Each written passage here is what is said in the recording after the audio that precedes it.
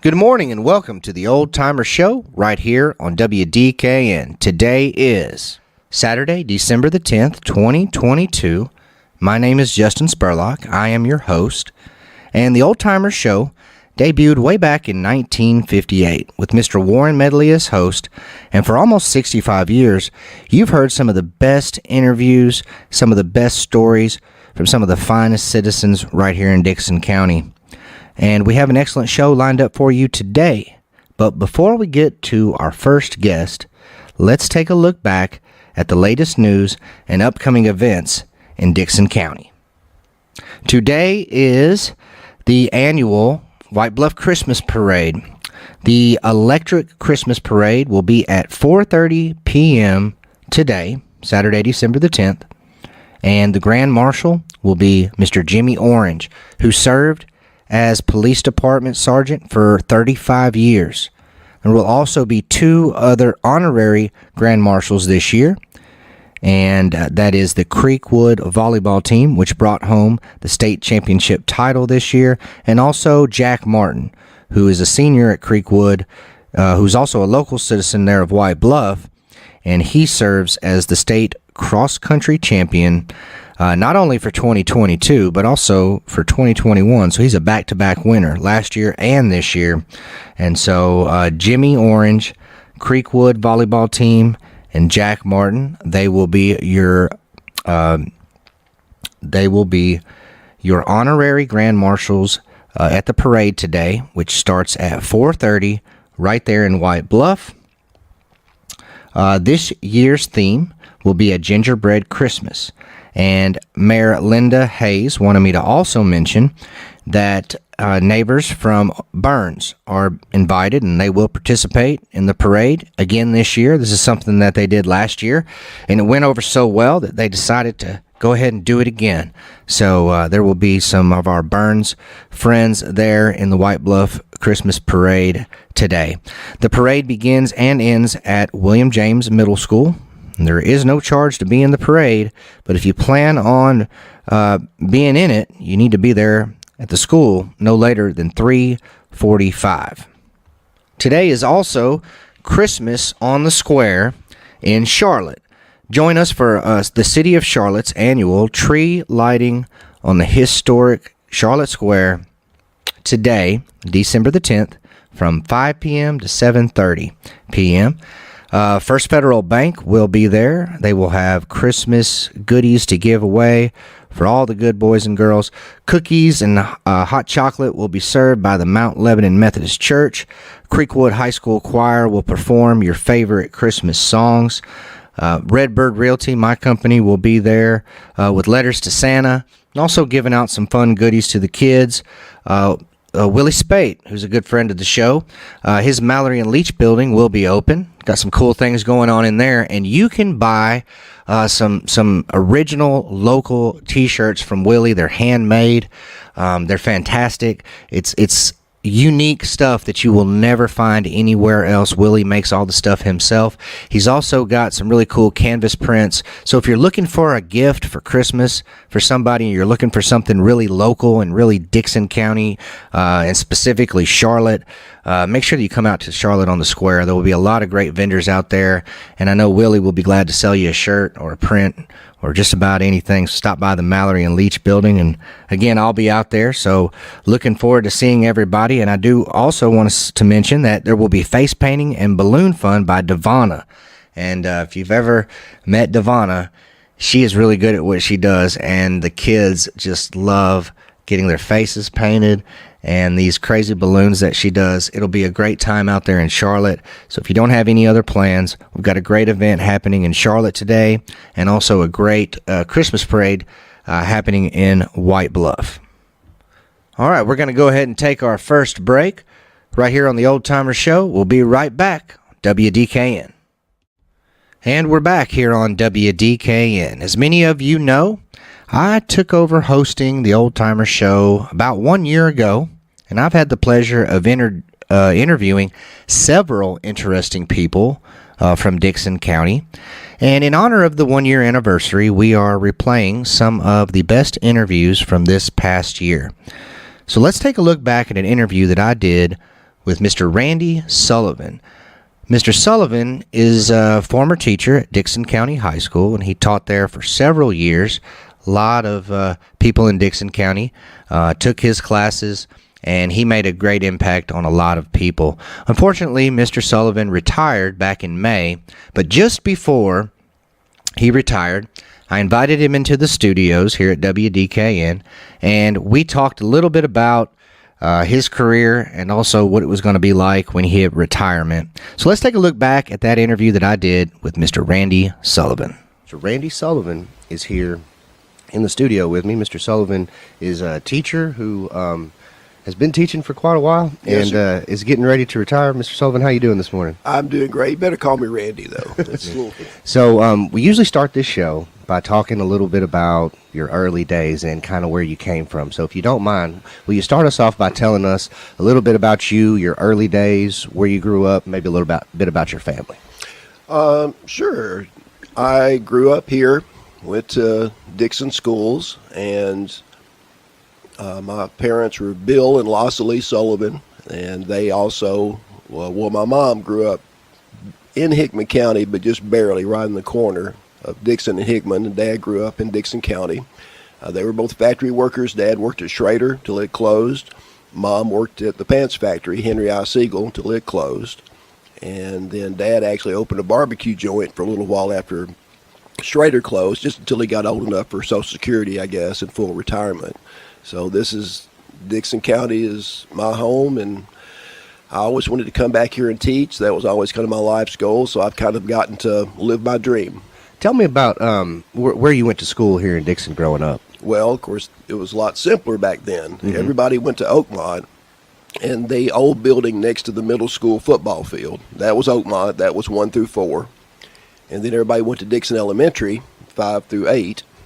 But after I did 5 and 6 at Dickson Elementary, and then that's when they built the school on the hill. That's when they built DCHS and consolidated. So then 7th, 8th, and 9th, I went to Dickson Junior High, which is now the middle school. And then I was a Cougar from 10, 11, and 12 under Mr. Caudill. He was our principal. And just still have tremendous respect and fond memories of Mr. C and all he did. And I was lucky enough eventually then to get hired by him as a teacher. So I was looking through some yearbooks the other day from the first few years of the high school in the 70s, and the campus has changed quite a bit. Yes. The hill was always there, but the hill wasn't always full. Absolutely. Can you comment just a little bit on the changes that you've seen just to the physical campus? Well, it was originally the main building. The main building stopped at 118 and 218, and the shop building, the 600s, were already there. And then maybe, I think while I was in high school, the vocational building was built. And then after I came back to teach, the new wing, the 300 hall, was added. That opened in '89, Troy Williams senior year. And part of that construction was also building a new band and choir room behind the school. And when that happened, the old band and choir room were gutted, and that became the back cafeteria. So that part was already always there, but that used to be the music department. And then eventually the back gym was added in, I guess, the late 90s or mid-90s. And, of course, then there's been more things, all the ag stuff. Greenhouse, they got the great new ag building, different press box now, different field house now, and, of course, soccer and baseball and softball stuff, all of that. Landscaping got changed several years ago. So the campus, luckily there was plenty of room in the land to do those expansions. Tell me a little bit about where did you go to college? I went to Austin Peay, and I was a theater major, a speech communication and theater major with an English minor. And I'd gotten my start I got turned on to speech and theater when I was in junior high. I had Marvis Harris for speech class in 9th grade, and I credit Mr. Harris for kind of setting me on my life's path. I got to do my first forensics tournament in 9th grade. I was in my first play on the Dickson Junior High stage, and it just really clicked. And then I also had shop class in 9th grade as an elective, and I had Colonel Sanders. He really was a retired colonel in the shop building there at Dixon Junior High, and then so carpentry and theater have both been kind of my co-love. So it's amazing. I know you were at the middle school, and those ages are so formative, and you don't often know the impact you make on kids until much later, if you ever know it. Right. But I credit Mr. Harris. And then I got into high school. I did forensics with under Joy Durham, who I still call Coach when I see her. And Miss Ross, Cora Ross, was the high school drama director. She had started at the old Dixon High School, and then when the new school was built, she directed. And so then I went to Austin Peay, and I did theater all 4 years there. I did a lot of tech theater. I was in a lot of shows. And I kind of wanted to come back and teach, and eventually ease into Miss Ross's position when she was ready to step aside. But it took me a little while to get hired. But that was, Austin Peay had great memories. We had a great group in the theater department. We were very close and did a lot of good shows. And, of course, my wife, Glenda, who was Glenda Lee, we dated in high school. We went to college together. We did a lot of shows together there, and then ended up both getting to come back here and teach. So I know that, you said it took a little while to get here. Same for me. I graduated from the Dixon County High School, but after college, had to take some different jobs in some different areas to try to work my way down to the path to where I finally made it there. But I understand you taught math for a little while. Yes, that's how I finally got hired. I couldn't find an English job, and most schools didn't really offer theater as a class, and it was just like Dixon, it was just a club. And speech class, there's only like one class, so you couldn't hire a teacher for that. So I worked at Opryland after I graduated college, building sets. I stayed at Opryland for about a year and a half. And then I ended up going back to Austin Peay, and I took a year of just math classes so I could get certified from the state to teach math. And then Mr. Caudill hired me as a math teacher. I got hired in fall of '84. And I spent 2 years as a math teacher teaching pretty much the lowest level math there was at that time, and then eventually worked into English, and then convinced the administration to start offering theater as a class, and then I moved into that, and I did that for several years. So that was interesting. So it starts off as more of a club, and then you're able to convince them to actually have a class. Well, about that time, the state started having that fine arts elective requirement for graduation, and so that was the pitch that, well, we already have choir, we have marching band or concert band. Theater needs to have a class too, because some of these kids can't sing and they can't play an instrument, so they need that arts credit. And so that was kind of the pitch. And so I guess it was 89, I guess, was the first year we offered theater as a class. Once again, Troy Williams' senior year. And that was a great group. That was one of my strongest ever drama groups, was the class of '89. They did a lot of great shows, and they were really strong. It's kind of like sports, football, soccer. You have kids come in waves. You have that wave of kids that's just really, really strong. And that class was one of the ones I had that was just really strong. There's actually a couple of actors that you could watch on Netflix that came through Dixon, and one of those is Anson Mount, and you got the pleasure of knowing him as a young guy. What was he like back then? A little geeky. He'll tell you that. Yeah.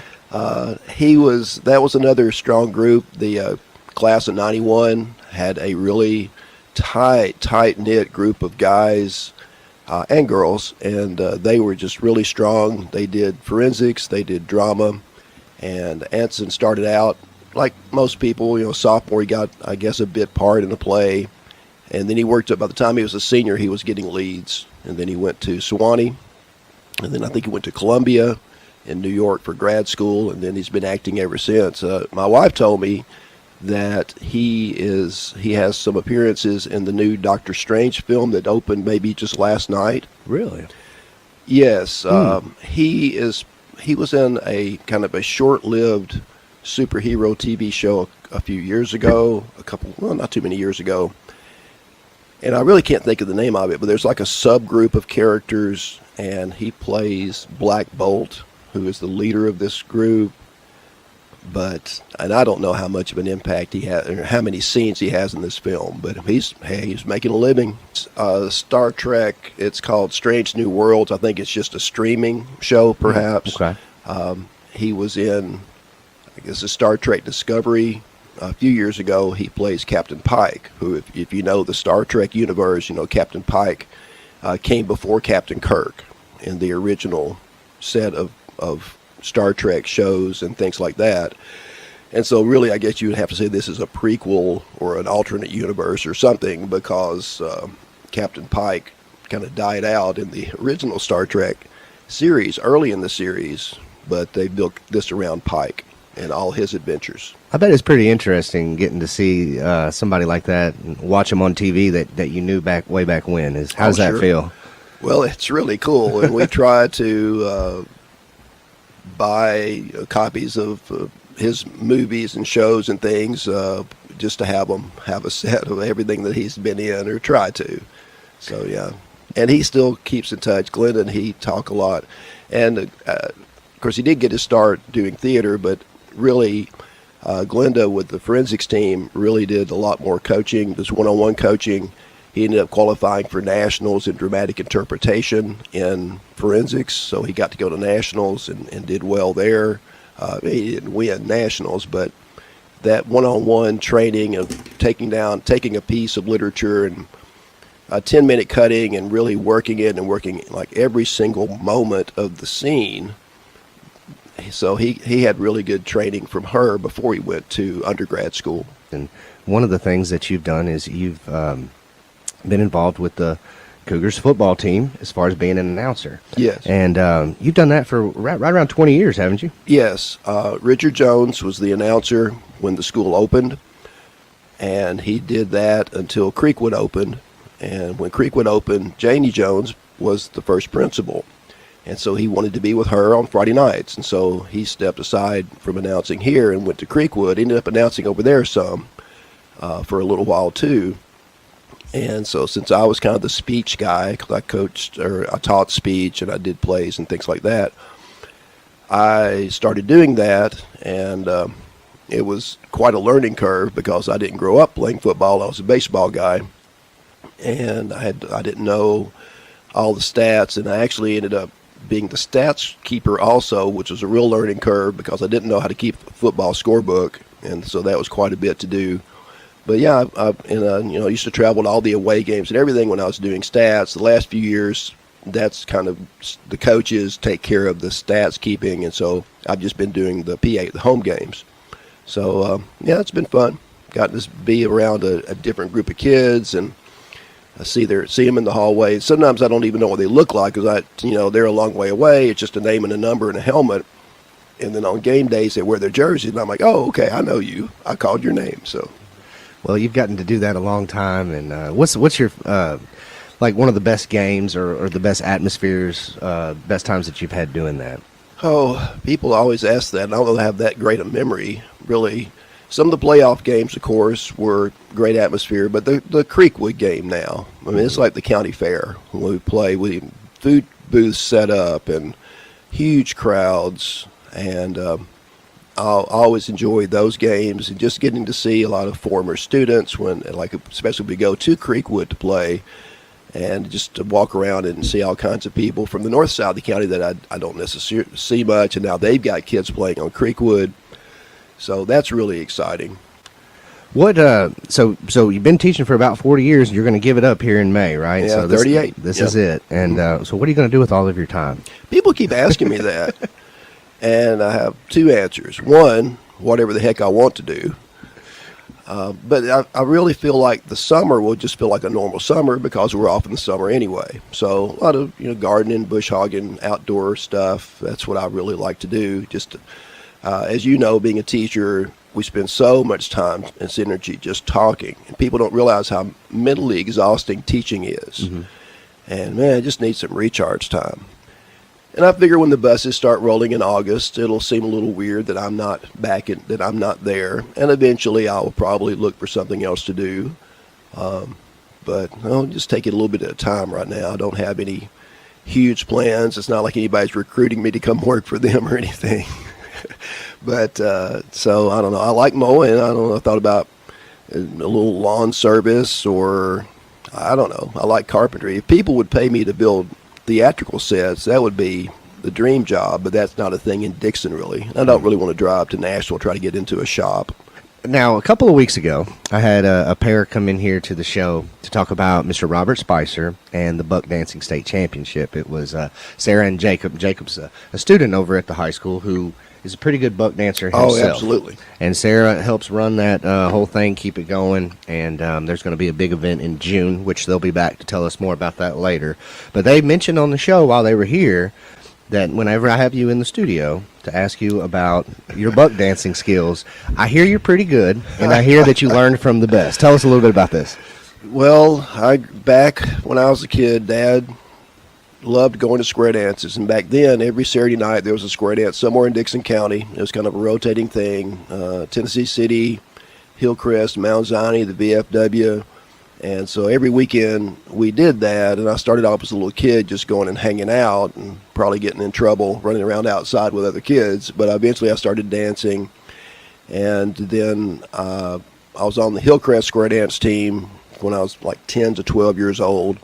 And then from when I was 14 to about 16, I was on Robert Spicer's team.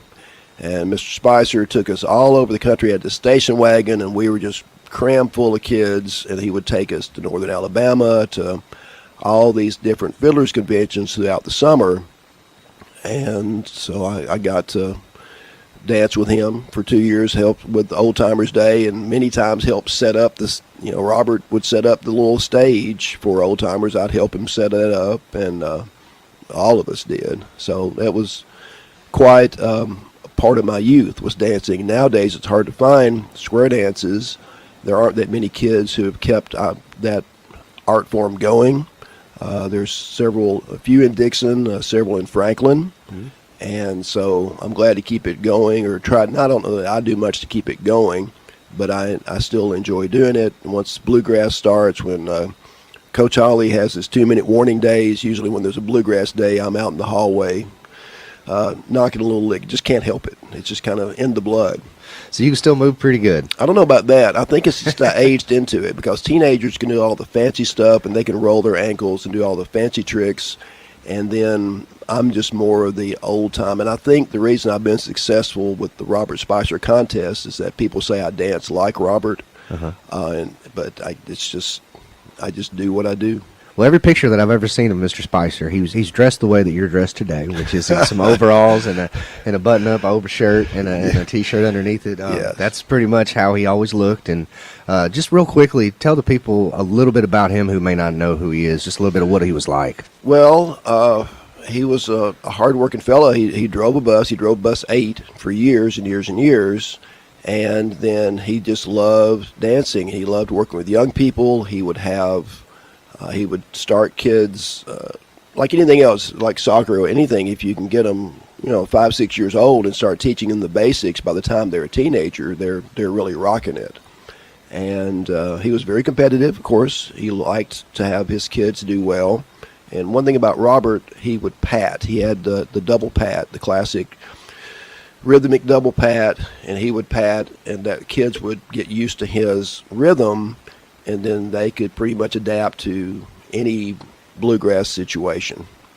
And certainly fiddle tunes, Old Joe Clark, Sally Gooden, Lost Indian. There are certain fiddle tunes that if you come to the Robert Spicer contest, and every kid that competes gets to tell the band what they want, and there's like a 30-second or so routine, and you're going to hear a lot of the same tunes over and over again, because they're just those classic old-time bluegrass tunes that have a really good rhythm that suits that dancing lick. Is there anything you'd like to say to your former students who are out there, who are listening to you and kind of reminiscing right now? Well, gosh, I just appreciate it all the time. I've lived a very blessed life to get to come back here to my hometown and teach for 30-some years. I've directed theater program for 23 years until I just kind of got tired of the late nights and all that stress. So I stepped aside. So I've been doing mainly English since then, and I helped with forensics for a while. But I see people all the time in Lowe's or in the store, and I always have to ask them who they are, because my memory reboots after a couple of years, and I don't always remember names, and sometimes I don't remember faces, especially once kids get on up One cool thing is that I've had a lot of second generation. I've had every year I have kids now who are the children of former students, and that's really neat just to have that generational connection, and that's the good thing about living in Dixon. Dixon's really growing and changing, but there's still a small town feel to it. What was it like to win that award? Well, it was a little bit embarrassing because I did not at all feel like I deserved that last year. As I told everybody, it's just because I'm old and people know my name, I think. I thought last year was incredibly tough with the virtual and the hybrid and all the schedule. I was absolutely not a very effective teacher last year, and I really thought Kristen Free over at Creekwood was way better because I've been in English department meetings with her, and so I appreciated it. I appreciated the honor, but I don't think it was very deserved, certainly not last year. Really going to hate to see you stop teaching, but I understand that, we all have to move on at some point. But thank you so much for coming in today. Sure, and I will throw in, you mentioned working here. I got my start. I worked at WDKN in high school. I was a weekend jock or Sunday jock. Senior year, and I did it some in college, and of course it was like 2 buildings ago. It's not at all where the studio is now, but I'm glad you're keeping this show going, and so helping educate people on the history of Dixon County, and I'm glad you're at the high school too. We're going to take a quick commercial break. We'll be right back here on the Old Timer Show on WDKN. And we're back here on the Old Timer Show. And hopefully you enjoyed that interview that I did with Mr. Randy Sullivan. He retired back in May, and hopefully, Mr. Sullivan, Randy, I hope you're enjoying retirement if you're listening this morning. Speaking of really great teachers, Dixon County High School announced in the past week or two that there will be 4 new members of the Dixon County Educators Hall of Fame. And they will be inducted on January the 7th at Dixon County High School when the Cougars play the Creekwood Redhawks there for a basketball game. And the 4 new inductees are Bob Bobian, Cindy Freeman, Charles Keel, and Ed Littleton. And so make sure that you join them January the 7th as we get 4 new members of the Dixon County Educators Hall of Fame. Well, that's going to do it for us here on the Old Timer Show. Mr. Dale Reagan is up next with Weekends on the Highland Rim. I'll be back at 8 o'clock with another episode of Know Your County. Stay tuned right here.